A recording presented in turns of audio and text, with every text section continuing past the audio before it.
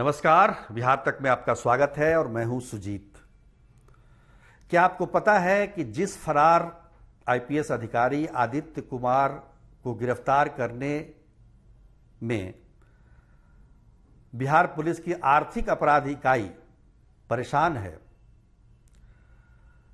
उसी आदित्य कुमार को बिहार पुलिस की ही एक और इकाई, विशेष निगरानी इकाई, स्पेशल विजिलेंस यूनिट ने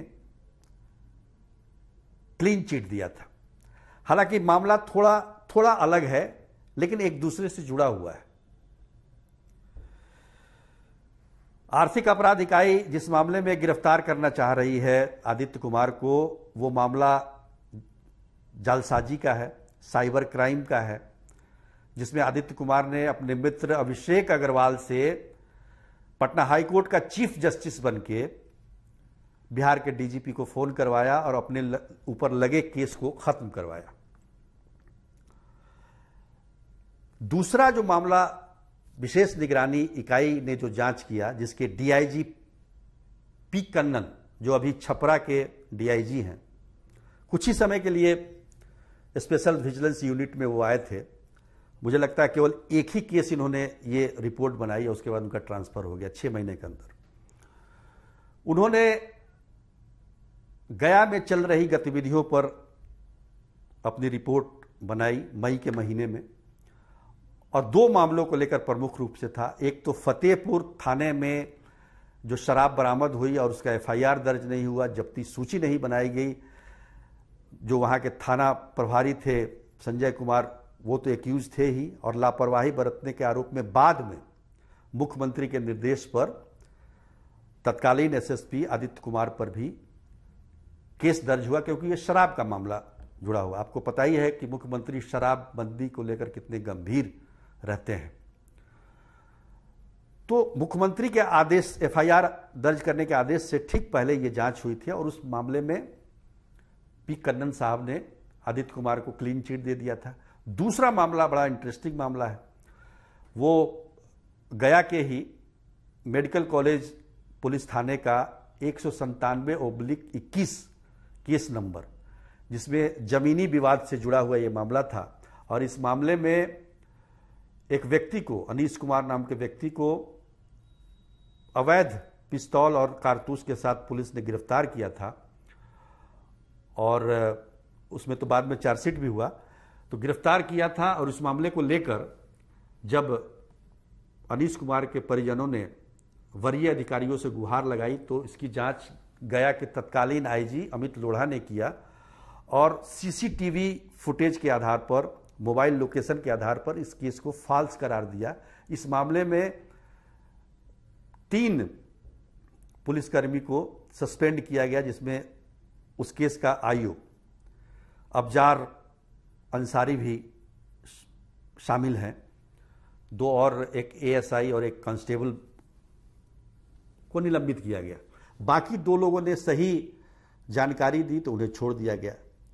इस मामले को भी पी कन्नन की रिपोर्ट में आप देख सकते हैं। उन्होंने कहा कि ठीक से जांच नहीं की गई, और जिन्होंने एफआईआर का सपोर्ट नहीं किया उनको छोड़ दिया गया, जो एफआईआर का सपोर्ट किया उन्हें सस्पेंड कर दिया गया। तो ये कहने का मतलब कि अमित लोढ़ा पर सीधा एलिगेशन लगाया गया कि कहीं ना कहीं इसमें जो ये व्यक्ति है अनीश कुमार, इसके चाचा राकेश कुमार, जिनके कहने पर वरीय अधिकारियों ने अमित लोढ़ा को जांच सौंपी थी, और जांच में यह स्पष्ट हो गया, क्योंकि एफआईआर में जो टाइम दर्ज है गिरफ्तारी का, उससे बहुत पहले ही जो एक्यूज है और पुलिसकर्मी जो गिरफ्तार करने गए थे, वो थाने में दिख रहे हैं, सीसीटीवी में दिख रहे हैं, मोबाइल लोकेशन भी उसी टाइम का दिखा रहा है। तो इस आधार पर यह कहा गया कि जब टाइमिंग सही नहीं है तो फिर फंसाया गया है, फॉल्स हो सकता है केस। तो ये पूरा मामला था, और इस मामले में पी कन्नन साहब ने आदित्य कुमार को, यानी कि जो फरार चल रहे हैं अभी जालसाजी के मामले में, आर्थिक अपराध इकाई जिन्हें ढूंढ रही है, उसमें क्लीन चिट दे दी। हालांकि तत्कालीन गया के आईजी अमित लोढ़ा पर इसी मामले को लेकर विभागीय कार्रवाई करने की कोशिश जारी है। उन पर कोई केस दर्ज हो जाए, ये भी कोशिश की जा रही है। पुलिस में जो जिस तरह की गुटबाजी है आपको पता ही है, हम लगातार इसके बारे में आपको बोलते रहे। तो ये कहानी है कि किस प्रकार बिहार पुलिस की 2 यूनिट अलग अलग तरीके से काम कर रही है। और उसके आगे अगर आप बढ़ते हैं तो आर्थिक अपराध इकाई की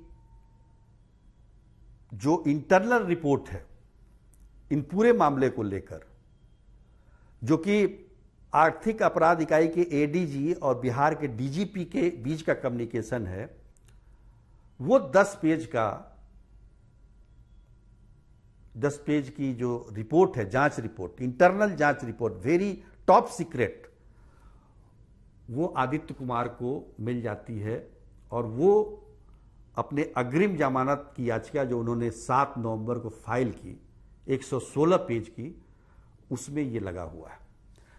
तब सवाल ये भी है कि आखिर जब आदित्य कुमार पिछले 1 महीने से फरार चल रहे हैं तो उनको ये टॉप सीक्रेट जांच रिपोर्ट कहां से मिल जाती है। और जांच रिपोर्ट जो है वो गया के तत्कालीन आईजी अमित लोढ़ा को लेकर बनाई गई है। तो इसी से आप समझ सकते हैं कि बिहार पुलिस के अंदर किस प्रकार की राजनीति चल रही है। और अगर इसी तरह से राजनीति चलती रहेगी तो आगे जो स्थितियां होंगी बिहार पुलिस की, वो कितनी भयावह हो सकती है। आज के लिए बस इतना ही। तब तक के लिए नमस्कार।